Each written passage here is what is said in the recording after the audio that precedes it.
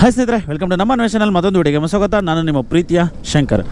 ತುಂಬ DMs ಬರ್ತಿರೋದು ಇತ್ತೀಚಿನ ದಿನಗಳಲ್ಲಿ, ಅಥವಾ ತುಂಬ ಲೈಕ್ ಇನ್ಸ್ಟಾಗ್ರಾಮಲ್ಲಿ ನಾನು ವ್ಲಾಗ್ಸ್ನ ಮಾಡಿದಾಗ ಅಲ್ಲಿ ನನಗೆ ಬರ್ತಿರುವಂತಹ ಮೆಸೇಜಸ್ ಜಾಸ್ತಿ ಏನಪ್ಪ ಅಂತಂದರೆ, ಡೆಲಿವರಿ ಜಾಬ್ಗೆ ನಾವು ಕೂಡ ಬೆಂಗಳೂರಿಗೆ ಬರಬೇಕಂತ ಅಂದ್ಕೊಂಡಿದ್ದೀವಿ, ಏನೆಲ್ಲ ಡಾಕ್ಯುಮೆಂಟ್ಸ್ ಬೇಕು, ಯಾವ ಥರ ಪ್ರೊಸೆಸಿಂಗ್ ಇರ್ತದೆ ಅಂತ.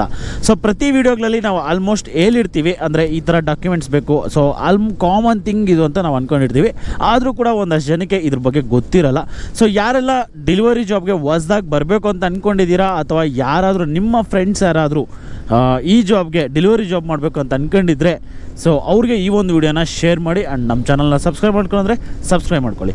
ಮೊದಲನೇದಾಗಿ ಡೆಲಿವರಿ ಜಾಬ್ ಅಂತ ಬಂದರೆ, ಡೆಲಿವರಿ ಜಾಬ್ಗೆ ಏನೆಲ್ಲ ಬೇಕು. ಒಂದಷ್ಟು ಜನಕ್ಕೆ ಗೊಂದಲಾಗ್ಲೇನಪ್ಪ ಅಂತಂದರೆ, ಈ ಕೆಲಸಕ್ಕೆ ಪರ್ಫೆಕ್ಟಾಗಿ ಇಂಗ್ಲೀಷ್ ಮಾತಾಡೋಕ್ಕೆ ಬರಬೇಕಾ, ಹಿಂದಿ ಮಾತಾಡೋಕ್ಕೆ ಬರಬೇಕಾ, ಕನ್ನಡ ಮಾತಾಡೋಕ್ಕೆ ಬರಬೇಕಾ, ಯಾವ ಲ್ಯಾಂಗ್ವೇಜ್ ನಮ್ಗೆ ಮಾತಾಡೋಕ್ಕೆ ಬರುತ್ತೆ ಅನ್ನೋದು ಈ ಥರ ಗೊಂದಲಗಳು ತುಂಬ ಜನಕ್ಕೆ ಇರ್ತದೆ. ಸೊ ಸುಮಾರು ಜನ ನನಗೆ ಮೆಸೇಜ್ ಮಾಡ್ತಾರೆ, ಬ್ರೋ ನನಗೆ ಕನ್ನಡ ಪರ್ಫೆಕ್ಟಾಗಿ ಮಾತಾಡೋಕ್ಕೆ ಬರುತ್ತೆ, ಹಿಂದಿ ಸ್ವಲ್ಪ ಬರುತ್ತೆ, ಆದರೆ ಇಂಗ್ಲೀಷ್ ಬರೋದೇ ಇಲ್ಲ ನನಗೆ, ಆದರೆ ನಾನು ಈ ಕೆಲಸ ಮಾಡ್ಬೋದು ಅಂತ.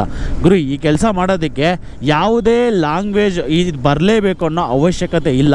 ಕರೆಕ್ಟಾಗಿ ನಿಮಗೆ ಕನ್ನಡ ಮಾತಾಡೋಕ್ಕೆ ಬರುತ್ತಾ ಸಾಕು, ನೀವು ಇಲ್ಲಿ ಬಂದು ಆರಾಮಾಗಿ ಕೆಲಸ ಮಾಡ್ಕೊಬೋದು.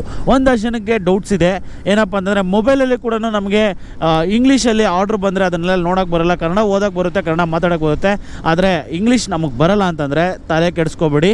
ನಿಮಗೆ ಯಾವುದೇ ಅಪ್ಲಿಕೇಶನಲ್ಲಿ ನಿಮಗೆ ಕಂಫರ್ಟಬಲ್ ಲ್ಯಾಂಗ್ವೇಜ್ ಯಾವ ಬರುತ್ತೋ ಆ ಲ್ಯಾಂಗ್ವೇಜಲ್ಲಿ ನೀವು ಓದ್ಕೊಳ್ಳೋ ಥರ ಕೂಡ ಸೆಟ್ಟಿಂಗ್ನ ಇಟ್ಕೊಬೋದು. ಇದು ಸುಮಾರು ಜನಕ್ಕೆ ಗೊತ್ತಿಲ್ಲ, ಅಂದರೆ ಈ ಒಂದು ಡೌಟ್ನ ತಲೆಯಲ್ಲಿ ಇಟ್ಕೊಂಡಿರ್ತಾರೆ. ಅದಾದಮೇಲೆ ಎರಡನೇ ಪಾಯಿಂಟ್ ಬಂದರೆ, ಇನ್ನು ಯಾವ್ಯಾವ ಏರಿಯಾದಲ್ಲಿ ಲೈಕ್ ಏರಿಯಾಗಳಲ್ಲಿ ನಾನು ಮೈನ್ ಇನ್ನೊಂದು ಡಾಕ್ಯುಮೆಂಟ್ಸ್ ಬಗ್ಗೆ ಹೇಳ್ತೀನಿ ಲಾಸ್ಟಲ್ಲಿ, ಮೇಜರಾಗಿ ಡೌಟ್ಸ್ನ ಹೇಳ್ಬಿಡ್ತೀನಿ. ಆಮೇಲೆ ಬೆಂಗಳೂರಲ್ಲಿ ನಮಗೆ ರೋಡುಗಳು ಗೊತ್ತಾಗಲ್ಲ, ಹೋಗೋಕ್ಕೆ ಬರೋಕ್ಕೆ ಗೊತ್ತಾಗಲ್ಲ, ಕನ್ಫ್ಯೂಷನ್ ಆಗುತ್ತೆ, ಟ್ರಾಫಿಕಲ್ಲಿ ಗಾಡಿ ಓಡಿಸೋಕ್ಕಾಗಲ್ಲ, ಭಯ ಆಗುತ್ತೆ ನಮಗೆ. ಸೊ ಅನ್ನೋದು ಒಂದಷ್ಟು ಜನಕ್ಕೆ ಡೌಟ್ಸ್ ಇರ್ತದೆ. ಸೊ ಆ ಡೌಟ್ನ ಫಸ್ಟ್ ಆಫ್ ಆಲ್ ತಲೆಯಿಂದ ಕಿತ್ತು ಬಿಸಾಕ್ಬಿಡಿ. ಬಿಕಾಸ್ ಇಲ್ಲಿ ಯಾವುದೂ ಕೂಡ ನಿಮಗೆ ಏನಂತಾರೆ ಪರ್ಮನೆಂಟ್ ಅಲ್ಲ. ಇಲ್ಲಿ ಜಸ್ಟ್ ಸ್ವಲ್ಪ ದಿವಸ, 1 ದಿವಸ 2 ದಿವಸ 3 ದಿವಸ ಇಲ್ಲಿ ಕೆಲಸ ಮಾಡಿದಿರಂದರೆ ಅದಾದಮೇಲೆ ನಿಮಗೆ ಅಡ್ಜಸ್ಟ್ ಆಗಿಬಿಡುತ್ತೆ ಬೆಂಗಳೂರು. ಆ್ಯಂಡ್ ಮ್ಯಾಪ್, ಇನ್ನೊಂದಷ್ಟು ಜನಕ್ಕೆ ಹೇಳ್ತಾರೆ ಮ್ಯಾಪ್ ನೋಡ್ಕೊಂಡು ಹೋಗೋಕ್ಕೆ ಬರೋಲ್ಲ ನಮಗೆ, ಸೊ ಅದು ಹಂಗೆ ಅಂತ. ಈಸಿ ರೀ, ಮ್ಯಾಪ್ ಯೂಸ್ ಮಾಡೋದು ಈಸಿ, ಜಾಸ್ತಿ ಏನು ತಲೆ ಕೆಡಿಸ್ಕೊಳ್ಳೋ ಅವಶ್ಯಕತೆ ಇಲ್ಲ. ಅಲ್ಲೊಂದು ಕ್ಲಿಕ್ ಅಂತ ಬರುತ್ತೆ, ಮ್ಯಾಪ್ ಮೇಲೆ ಕ್ಲಿಕ್ ಮಾಡಿದ್ರೆ ಅದು ತೋರಿಸುತ್ತೆ. ಲೈಕ್ ನಿಮಗೆ ಮ್ಯಾಪ್ ಅಂದರೆ ನಿಮಗೆ ಇಲ್ಲಿ ನೀವು ಸ್ಕ್ರೀನಲ್ಲಿ ನೋಡ್ತಿದ್ದೀರಲ್ಲ, ಸೊ ಈ ಒಂದು ಲೈನ್ನ ನೋಡ್ಕೊಂಡು ಹೋದರೆ ಸಾಕು ನೀವು. ಸೊ ಎಂಡ್ ಲೊಕೇಶನ್ಗೆ ಹೋಗಿ ತೋರಿಸುತ್ತೆ.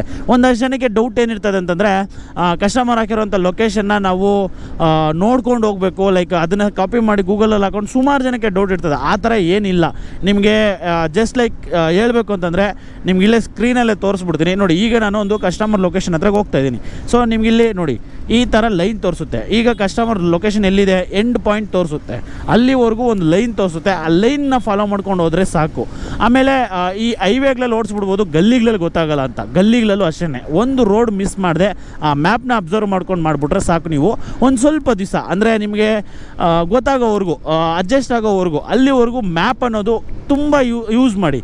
ಒಂದಷ್ಟು ಜನ ಆಲ್ರೆಡಿ ಬಂದಿರೋರು ಅಷ್ಟೇ ಕನ್ಫ್ಯೂಷನ್ ಮಾಡ್ಕೊತಾರೆ, ಡ್ಯೂಟಿ ಮಾಡೋಕ್ಕಾಗಲ್ಲ ಬ್ರೋ, ಕಷ್ಟ ಆಗ್ತಿದೆ ಅಂತಾರೆ. ಲೈಕ್ ನೀವು ಏನು ಮಾಡಬೇಕು ಅಂತಂದರೆ, ಸ್ಟಾರ್ಟಿಂಗ್ ಬಂದಿದ್ದ ತಕ್ಷಣ ಯಾವುದೇ ಕಾರಣಕ್ಕೂ ಎಲ್ಲ ರೋಡುಗಳು ನನಗೆ ಗೊತ್ತು ಅನ್ನೋ ಥರ ಹೋಗೋಕ್ಕೆ ಹೋಗ್ಬೇಡಿ. ಪ್ರತಿದಕ್ಕೂ ಮ್ಯಾಪ್ ಯೂಸ್ ಮಾಡಿ. ಸೊ ಆವಾಗ ಹೋಗ್ತಾ ನಿಮಗೆ ಹೋಗ್ತಾ ನಿಮಗೆ ಗೊತ್ತಾಗ್ಬಿಡುತ್ತೆ ಹೆಂಗೆ ಯೂಸ್ ಮಾಡಬೇಕು ಅಂತ. ಸೊ ಮ್ಯಾಪ್ ಯೂಸ್ ಮಾಡೋದು ಅಷ್ಟೊಂದೇನು ದೊಡ್ಡ ಕೆಲಸ ಏನಲ್ಲ, ಅದು ಈಸಿನೇ. ಬಟ್ ಆದರೆ ಒಂದು ಸ್ವಲ್ಪ ದಿವಸ ಅಷ್ಟೇ ಕಷ್ಟ ಆಗ್ಬೋದು. ಅದಾದಮೇಲೆ ಇನ್ನು 3ನೇ ಪಾಯಿಂಟು, ತುಂಬ ಜನ ನನಗೆ ಕೇಳೋದು, ಸ್ಟೇ ಮಾಡೋಕ್ಕೆ ಏನು ಮಾಡೋದು, ಈಗ ಇರೋದಕ್ಕೆ ಜಾಗ ಇರಲ್ಲ, ಏನು ಮಾಡೋದು ಅಂತ. ಇದ್ರ ಬಗ್ಗೆ ನಾನು ಸುಮಾರನ್ನ ಹೇಳಿದ್ದೀನಿ. ಏನಂತಂದರೆ, ನಿಮ್ಮ ರಿಲೇಟಿವ್ಸು ಎಲ್ಲಾದರೂ ಇದ್ದೀರಾ, ಅವ್ರನ್ನ ಕೇಳಿ ಒಂದು ಸ್ವಲ್ಪ ಮಟ್ಟಿಗೆ ನಿಮ್ಮ ಮನೇಲಿ ಇರ್ತೀನಿ ಅಂತ. ಸೊ ಅವರು ಇಲ್ವಾ, ಆ ಥರ ಒಪ್ಪಲ್ವಾ, ಇಲ್ಲ PGಗಳನ್ನ ಮಾಡ್ಕೊಳ್ಳಿ, ಇಲ್ವಾ ಯಾರಾದರೂ ಫ್ರೆಂಡ್ಸ್ ರೂಮ್ನ ಶೇರ್ ಮಾಡ್ಕೊಳ್ಳಿ. ಸೊ ಈ ಥರ ಮಾಡಿಕೊಂಡ್ರೆ ಒಂದು ಸ್ವಲ್ಪ ದಿವಸ ಬೆಸ್ಟ್ ನಿಮಗೆ. ಸೊ ಅದಾದಮೇಲೆ ಹೋಗ್ತಾ ಮುಂದೆ ಏನು ಮಾಡಬೇಕು ಅನ್ನೋದು ನಿಮಗೆ ತಲೆಗೆ ಬರುತ್ತೆ. ಸೊ ಸಪ್ರೇಟಾಗಿ ನೀವೇ ರೂಮ್ ಮಾಡ್ಕೊಬೋದು, ಇಲ್ಲ ಅಂತಂದರೆ ನೀವೇ ಸಪ್ರೇಟಾಗಿ ಏನಾದರೂ ಒಂದು ಫ್ರೆಂಡ್ಸ್ ರೂಮಲ್ಲಿ ಮಾಡ್ಕೊಬೋದು. ಸೊ ಈ ಥರ ಹೋಗ್ತಾ ನಿಮಗೆ ಗೊತ್ತಾಗುತ್ತೆ. ಬಟ್ ನನ್ನ ಸಜೆಷನ್ ಏನಂತಂದರೆ, ನಿಮ್ಮ ರಿಲೇಟಿವ್ಸ್ ಅಥವಾ ನಿಮ್ಮ ಫ್ರೆಂಡ್ಸ್ ಯಾರಾದರೂ ಆಲ್ರೆಡಿ ಬೆಂಗಳೂರಲ್ಲಿ ಇದ್ದಾರಾ ಅಂಥವ್ರ ಜೊತೆ ನೀವು ಇದ್ದರೆ ತುಂಬ ಒಳ್ಳೆಯದು ಅಂತ ನನ್ನ ಒಂದು ಸಜೆಷನ್ನು. ಸೊ ಮತ್ತು ಇನ್ನೊಂದು ತುಂಬ ಜನ ಕೇಳೋದೆ ಇನ್ನು ಡಾಕ್ಯುಮೆಂಟ್ಸು. ಸೊ ಡಾಕ್ಯುಮೆಂಟ್ಸ್ಗೆ ಬರೋದಾದರೆ, ನಿಮ್ಮ ಕಡೆ Aadhaar card, PAN card, bank details, DL, ಗಾಡಿ ಇನ್ಶೂರೆನ್ಸ್, ಗಾಡಿ RC ಕಾರ್ಡ್ ಇದು ಕಂಪಲ್ಸರಿ ಇರಲೇಬೇಕಾಗುತ್ತೆ. ಸೊ ಇದು ಇದ್ದರೆ ನಿಮಗೆ ಯಾವುದೇ ರೀತಿ ತೊಂದರೆ ಇರಲ್ಲ, ಆರಾಮಾಗಿ ಐಡಿನ ಕ್ರಿಯೇಟ್ ಮಾಡ್ಕೊಬೋದು. ಒಂದಷ್ಟು ಜನ ನನ್ನನ್ನು ಕೇಳ್ತಾರೆ, ಬ್ರೋ ನನ್ನ ಹತ್ರ Aadhaar card, PAN card, DL, bank details ಎಲ್ಲ ಐತೆ, ನನ್ನ ಹತ್ರ ಗಾಡಿ ಇಲ್ಲ, ಗಾಡಿ ಇದಿಲ್ಲ, ಏನು ಮಾಡೋದು ಅಂತ. ಆ ಟೈಮಲ್ಲಿ ನೀವು ಬಂದು ಯಾವುದೇ ರೆಂಟಲ್ ವೆಹಿಕಲ್ನ ತೊಗೊಬೋದು ಅಥವಾ ಯಾವುದಾದ್ರೂ ಫ್ರೆಂಡ್ಸ್ ಯಾವುದಾದ್ರೂ ಇಸ್ಕೊಂಡು ಹೊಡಿಬೋದು. ಒಂದಷ್ಟು ಜನಕ್ಕೆ ಡೌಟ್ ಇರ್ತದೆ, ಬ್ರೋ ನನ್ನ ಹೆಸರಲ್ಲಿ ಗಾಡಿ ಇಲ್ಲ, ನಮ್ಮ ಅಪ್ಪ ಹೆಸರಲ್ಲಿ ಐತೆ, ಅದನ್ನು ತಗೊಬಂದು ಮಾಡ್ಬೋದಾ? ಖಂಡಿತವಾಗ್ಲೂ ಮಾಡ್ಬೋದು, ಆದರೆ ಅದು ಖಂಡಿತ ನಿಮ್ಮದೇ ಆಗಿರಬೇಕು. ಸೊ ಇನ್ನೊಂದು ಎರಡನೇದು ಬಂದುಬಿಟ್ಟು, ಬ್ರೋ ನನ್ನ ಹತ್ರ ತುಂಬ ಕೇಳೋದೆ, ನಮ್ಮ ಹತ್ರ DL ಇಲ್ಲ, ನಾವು DL ಮಾಡಿಸ್ಲಿಲ್ಲ, ಏನು ಮಾಡೋದು? ಈಗ ಕೊಡ್ತೀವಿ DLಗೆ, ಅಲ್ಲಿವರೆಗೂ ಬಂದು DL ಬರೋವರೆಗೂ ಮಾಡ್ಬೋದಾ ಅಂತಂದರೆ ಖಂಡಿತವಾಗ್ಲೂ ಮಾಡ್ಬೋದು. ಅದಕ್ಕೆ ಯಾವ ಥರ ಅಂತಂದರೆ, ಈ ಕೆಲವೊಂದು ಅಪ್ಲಿಕೇಶನಲ್ಲಿ EV ವೆಹಿಕಲ್ಸ್ ಅಂತ ಇರ್ತದೆ. ಫಾರ್ ಎಕ್ಸಾಂಪಲ್ ಕೆಲವೊಂದು XYZ ಅಪ್ಲಿಕೇಶನ್ಸಲ್ಲಿ EV ವೆಹಿಕಲ್ನ ರೆಂಟಲ್ ಕೊಟ್ಬಿಟ್ಟು ಅದನ್ನು ನೀವು ಡ್ಯೂಟಿನ ಮಾಡಬಹುದು. ಆ ಥರ EV ವೆಹಿಕಲ್ಗೆ ಯಾವುದೇ ರೀತಿ DL ಅವಶ್ಯಕತೆ ಇರಲ್ಲ, ಆದರೆ ಅದು ಅಷ್ಟೊಂದು ಸೇಫ್ ಅಲ್ಲ ಅಂತ ನನ್ನ ಅನಿಸಿಕೆ. ಅಂಥವನ್ನ ಏನು ಮಾಡಬೇಕು ಅಂದರೆ, DL ಬರೋವರೆಗೂ DL ಅಪ್ಲೈ ಮಾಡಿ DL ಬರೋವರೆಗೂ ಅದರಲ್ಲಿ ಡ್ಯೂಟಿ ಮಾಡಬೇಕು. ಅದು DL ಬಂತಾದಮೇಲೆ ನೆಕ್ಸ್ಟ್ ನೀವು ಅಪ್ಡೇಟ್ ಆಗಬೇಕು. ಸೊ ಕಂಪಲ್ಸರಿ ಡಾಕ್ಯುಮೆಂಟ್ ಅಂತ ಬಂದರೆ ಇದು ಇರಲೇಬೇಕು. ಇನ್ನೊಂದಷ್ಟು ಜನ ಮಿಸ್ ಮಾಡ್ಕೊಳ್ಳೋದೇನಪ್ಪ ಅಂತಂದರೆ, ಕೆಲವ್ರು ಏನು ಮಾಡ್ತಾರೆ, ಎಲ್ಲ ಡಾಕ್ಯುಮೆಂಟ್ ಅವ್ರದ್ದೇ ಹಾಕ್ಬಿಟ್ಟು DL ಬೇರೆ ಇನ್ನೊಂದೇನಾದರೂ ಡಾಕ್ಯುಮೆಂಟು ಬೇರೆಯವ್ರದ್ದು ಹಾಕ್ಬಿಡ್ತಾರೆ. ಆ ಥರ ಮಾಡೋಕ್ಕೆ ಹೋಗ್ಬೇಡಿ. ಆ ಥರ ಮಾಡಿದ್ರೆ DL ಆಗಿಲ್ಲ ಅಂದರೆ, ಫಾರ್ ಎಕ್ಸಾಂಪಲ್ ನೀವು ಕಟ್ಟಿರೋ ಅಮೌಂಟು, ರಿಜಿಸ್ಟ್ರೇಷನ್ಗೆ ಅಂತ ಅಮೌಂಟ್ನ ಕಟ್ಟಿರ್ತೀರ, ಅದು ಹೋಗುತ್ತೆ. ಫಾರ್ ಎಕ್ಸಾಂಪಲ್ ಕೋರ್ಟ್ರಲ್ಲಿ ಸುಮಾರು ಜನ ಮಾಡೋ ಮಿಸ್ಟೇಕೇ ಅದು. ಎಲ್ಲ ಮಾಡಿರ್ತಾರೆ, ಡಾಕ್ಯುಮೆಂಟ್ ಏನಾದರೂ ಒಂದು ಮಿಸ್ ಮಾಡಿರ್ತಾರೆ. ಒಂದು ಡಾಕ್ಯುಮೆಂಟ್ ಮಿಸ್ ಆದರೂ ಕೂಡ ನೀವು ರಿಜಿಸ್ಟ್ರೇಷನ್ಗೆ ಅಂತ ಕೊಟ್ಟಿರೋ ಅಮೌಂಟು ನಿಮಗೆ ವಾಪಸ್ ಬರಲ್ಲ. ಸೊ ಪ್ರತಿಯೊಂದು ಡಾಕ್ಯುಮೆಂಟು ನಿಮ್ಮದೇ ಆಗಿರಬೇಕು, ಆವಾಗ ನಿಮಗೆ ಏನೂ ತೊಂದರೆ ಆಗೋಲ್ಲ, ID ಬೇಗ ಕ್ರಿಯೇಟ್ ಆಗುತ್ತೆ. ಆಮೇಲೆ ಮೈನಾಗಿ ಬೆಂಗಳೂರಿಗೆ ಡೆಲಿವರಿ ಜಾಬ್ ಬರೋರು ನಾನೊಂದು ಹೇಳ್ತೀನಿ, ತಾಳ್ಮೆ ಅನ್ನೋದು ತುಂಬ ಇಂಪಾರ್ಟೆಂಟು. ತಾಳ್ಮೆ, ಪೇಷನ್ಸು ಪ್ರತಿಯೊಂದು ಹಿಡ್ಕೊಂಡು ನೀವೇನಾದರೂ ಬಂದರೆ ನೀವು ಅರ್ನಿಂಗ್ನ ಮಾಡ್ಬೋದು. ಯಾಕಂತಂದರೆ ಕೆಲವ್ರು ಏನು ಮಾಡ್ತಾರೆ, ಬರ್ತಾರೆ, ಒಂದು ವಾರ, ಒಂದು 15 ದಿವಸ ಕೆಲಸ ಮಾಡ್ತಾರೆ, ಅವ್ರಿಗೆ ಸರಿಯಾಗಿ ಅಡ್ಜಸ್ಟ್ ಆಗಿರಲ್ಲ. ಸೊ ಅವಾಗ ಏನು ಮಾಡ್ತಾರೆ, ನಮ್ಮ ಕೈಲಿ ಮಾಡೋಕ್ಕಾಗಲ್ಲ ಅಂದ್ಬಿಟ್ಟು ಹೋಗ್ತಾರೆ, ನಮ್ಮ ವೀಡಿಯೋಗಳ ಕೆಳಗಡೆ ಬಂದು ನಮಗೆ ಬೈತಾರೆ.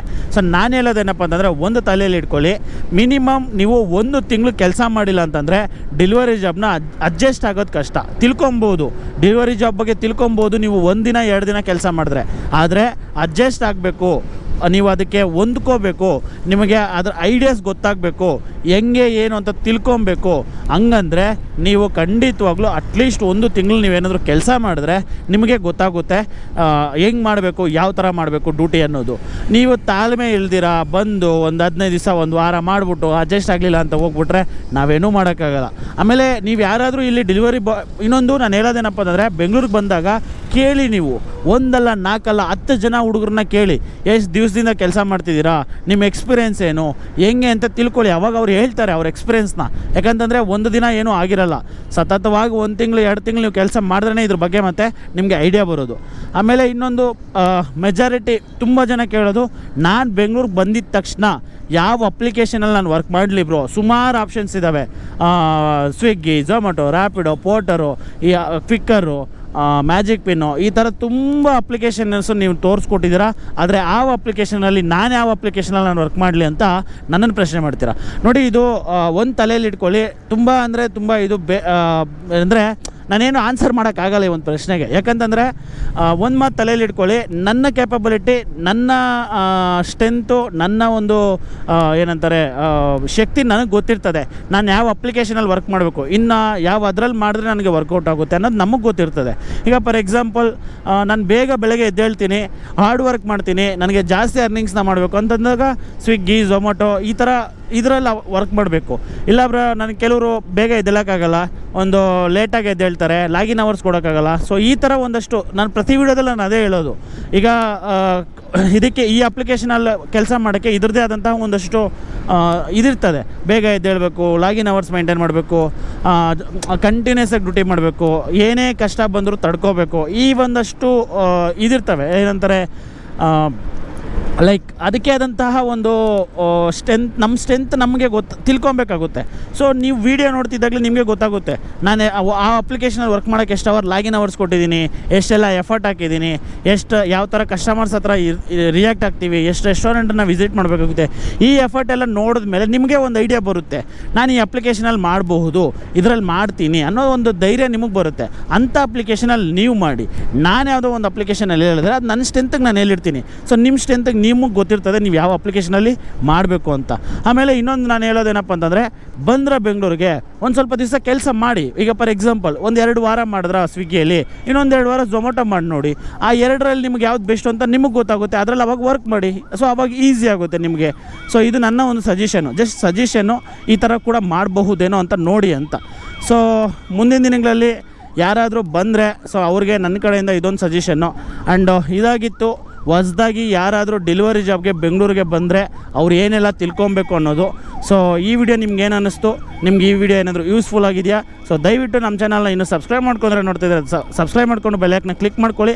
ಅದೇ ರೀತಿ ಆದಷ್ಟು ಹೊಸಬ್ರಿಗೆ, ಯಾರೆಲ್ಲ ಹೊಸಬ್ರು ಬರಬೇಕು ಅಂತ ಅವ್ರಿಗೆ ಈ ವಿಡಿಯೋನ ಶೇರ್ ಮಾಡಿ. ಆ್ಯಂಡ್ ನಿಮಗೆ ಗೊತ್ತಿರೋವಂಥದ್ದು, ನನಗಿನ ಎಕ್ಸ್ಪೀರಿಯೆನ್ಸ್ ಆಗಿರೋರು ತುಂಬ ಜನ ನಮ್ಮ ಬೆಂಗಳೂರಲ್ಲಿದ್ದಾರೆ. ಸೊ ಅಂಥವರು ದಯವಿಟ್ಟು ಈ ವಿಡಿಯೋ ಯಾರಾದರೂ ನೋಡ್ತಿದ್ರೆ ಈ ವಿಡಿಯೋ ಕೆಳಗಡೆ ನಿಮ್ಮ ಎಕ್ಸ್ಪೀರಿಯೆನ್ಸ್ನ ಕಮೆಂಟ್ ಬಾಕ್ಸಲ್ಲಿ ಕಮೆಂಟ್ ಮಾಡಿ. ಬಿಕಾಸ್ ನೀವು ಕಮೆಂಟ್ ಮಾಡೋದ್ರಿಂದ ಇನ್ನೂ ಒಂದಷ್ಟು ಜನಕ್ಕೆ ತಿಳ್ಕೊಬೋದು, ಅಂದರೆ ಲೈಕ್ ಏನಿದೆ ಕಷ್ಟ ಏನು ಅಂತ. ಆಮೇಲೆ ಇನ್ನೊಂದು ಹೇಳ್ಬಿಡ್ತೀನಿ, ಡೆಲಿವರಿ ಜಾಬ್ಗೆ ಯಾರೆಲ್ಲ ಬರಬೇಕು ಅಂತ ಅಂದ್ಕೊಂಡಿದ್ದೀರಾ, ಒಂದಂತೂ ತಲೆಯಲ್ಲಿ ಇಟ್ಕೊಳ್ಳಿ, ಯಾವುದೇ ಕಾರಣಕ್ಕೂ ಡೆಲಿವರಿ ಜಾಬ್ ಅನ್ನೋದು ಅಷ್ಟು ಈಸಿ ಇಲ್ಲ.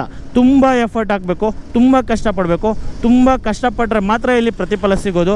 ಈಸಿಯಾಗಿ ಏನಾದರೂ ದುಡಿಬೋದು, ಈಸಿಯಾಗಿ ನಾವು ಇಲ್ಲಿ ದುಡ್ಡು ಮಾಡ್ಬೋದು ಅನ್ನೋ ನಿಮ್ಮ ತಲೆಯಲ್ಲಿ ಏನಾದರೂ ಇದ್ದರೆ ದಯವಿಟ್ಟು ಅದನ್ನು ಆಚೆ ತೆಗೆದುಬಿಡಿ. ಒಂದಷ್ಟು ಜನ ಕಾಂಟೆಂಟ್ ವೀಡಿಯೋಸ್ನ ಮಾಡಿದಾಗ, ನಮ್ಮ ಡೆಲಿವರಿ ಬಾಯ್ಸ್ ಬಗ್ಗೆ ವೀಡಿಯೋ ಮಾಡಿದಾಗ ಒಂದಷ್ಟು ಜನ ಏನು ಮಾಡ್ತಾರೆ ಅಂತಂದರೆ, ಫಾರ್ ಎಕ್ಸಾಂಪಲ್ ನಾವು ಎಲ್ಲಾದರೂ ಹೇಳಿರ್ಬೋದು ಈಸಿಯಾಗಿ ಅರ್ನಿಂಗ್ ಮಾಡಿಬಿಡ್ಬೋದು, ಈಸಿಯಾಗಿ ಅಂತ ಮಾಡ್ಬೋದು ಅಂತ. ಬಟ್ ಆದರೆ ಈಸಿಯಾಗಿ ನಾವು ಮಾಡ್ತಿದ್ದೀವಿ ಅಂದರೆ ನಮಗೆ ಎಕ್ಸ್ಪೀರಿಯೆನ್ಸ್ ಇದೆ, ಅದಕ್ಕೆ ನಾವು ಹೇಳ್ತೀವಿ. ನೀವು ಆ ಥರ ಈಸಿಯಾಗಿ ಮಾಡಬೇಕಂತಂದರೆ ನಿಮಗೂ ಎಕ್ಸ್ಪೀರಿಯೆನ್ಸ್ ಆಗಬೇಕು. ಸೊ ಒಂದಷ್ಟು ಜನ ಹೇಳೋದು ಮಾತು ಕೇಳೋದಕ್ಕಿಂತ ನೀವೇ ಬಂದು ಟ್ರೈ ಮಾಡಿದ್ರೆ ಬೆಟರ್ ಅಂತ ಹೇಳ್ತೀನಿ. ಈ ವಿಡಿಯೋ ಕೆಳಗಡೆ ಇನ್ನೊಂದಷ್ಟು ಜನ ಕಮೆಂಟ್ ಮಾಡ್ಬೋದು, ನಿಮ್ಮಿಂದ ನಮ್ಮಂಥವ್ರಿಗೆ ಅರ್ನಿಂಗ್ಸ್ ಕಮ್ಮಿ ಆಗ್ತಿದೆ, ಜಾಸ್ತಿ ಜನ ಬರೋದ್ರಿಂದ ನಮ್ಗೆ ಅರ್ನಿಂಗ್ಸ್ ಕಮ್ಮಿ ಆಗುತ್ತೆ ಅಂತ. ತಲೆಯಲ್ಲಿ ಇಟ್ಕೊಳ್ಳಿ, ಇದು ಒಂದು ದೊಡ್ಡ ಸಮುದ್ರ. ಈ ಸಮುದ್ರದಲ್ಲಿ ಎಷ್ಟೇ ನೀರು ಬಂದು ಸೇರಿಕೊಂಡ್ರೂ ಕೂಡ ಸಮುದ್ರ ದೊಡ್ಡದಾಗುತ್ತೆ ಹೊರತು ಸಮುದ್ರ ಯಾವತ್ತೂ ಚಿಕ್ಕದಾಗಲ್ಲ. ಇದು ಕೆರೆ ಅಲ್ಲ. ಯಾಕಂತಂದರೆ ಕಂಪ್ನಿಗಳು ಹೋಗ್ತಾ ಹೋಗ್ತಾ ಹೋಗ್ತಾ ಕಂಪ್ನಿಗಳು ಕೂಡ ದೊಡ್ಡದಾಗ್ತಾ ಇದೆ, ಬೆಂಗಳೂರು ದೊಡ್ಡದಾಗ್ತಾ ಇದೆ. ಇಲ್ಲಿ ಡೆಲಿವರಿ ಬಾಯ್ಸು ಕೂಡ ಜಾಸ್ತಿ ಅವಶ್ಯಕತೆಗಳು ತುಂಬ ಅಂದರೆ ತುಂಬ ಕಂಪ್ನಿಗಳಿಗೆ ಬೇಕಾಗಿದೆ. ನನಗೆ ಗೊತ್ತು, ನಾನು ರಿಯಾಲಿಟಿ ನಾನು ನೋಡಿರೋದ್ರಿಂದ ನಾನು ಹೇಳ್ತಾ ಇದ್ದೀನಿ. ಬಟ್ ಒಂದೇನಂತಂದರೆ, ಸ್ಟಾರ್ಟಿಂಗ್ ಇಲ್ಲಿ ಬಂದಾಗ ನೀವು ಜಾಸ್ತಿ ದುಡಿತಿರ್ತೀರ, ಹೋಗ್ತಾ ಹೋಗ್ತಾ ಅರ್ನಿಂಗ್ಸ್ ಕಮ್ಮಿ ಆಗುತ್ತೆ. ಅದು ಕಂಪ್ನಿಗಳನ್ನ ನೀವು ಕೇಳಬೇಕಾಗುತ್ತೆ. ಯಾಕಂತಂದರೆ ಕಂಪ್ನಿಯವರು ಸ್ಟಾರ್ಟಿಂಗ್ ಅವ್ರಿಗೆ ಹುಡುಗರು ಬೇಕು ಅಂತ ಹುಡುಗರನ್ನ ಕರೆಸ್ಕೊಳ್ಳೋದಕ್ಕೋಸ್ಕರ ಅವರು ಮಾಡುವಂತಹ ಗಿಮಿಕ್ಗಳದು. ಅದನ್ನು ನಮ್ಮ ಜನ ಅರ್ಥ ಮಾಡ್ಕೊಳಕ್ಕಾಗದೆ ನಮ್ಮ ವಿಡಿಯೋಗಳ ಕೆಳಗಡೆ ಬಂದು ನಮಗೆ ಕಮೆಂಟ್ ಮಾಡ್ತಾರೆ. ಸೊ ಈ ವಿಡಿಯೋ ಇದಾಗಿತ್ತು. ಈ ವಿಡಿಯೋ ಬಗ್ಗೆ ನಿಮ್ಮ ಅಭಿಪ್ರಾಯ ಕಮೆಂಟ್ ಮಾಡಿ. ಆ್ಯಂಡ್ ಸಬ್ಸ್ಕ್ರೈಬ್ ಮಾಡ್ಕೊಂಡಿಲ್ವಾ, ಸಬ್ಸ್ಕ್ರೈಬ್ ಮಾಡ್ಕೊಳ್ಳಿ. ನೆಕ್ಸ್ಟ್ ವಿಡಿಯೋದಲ್ಲಿ ಸಿಗೋಣ. Bye friends.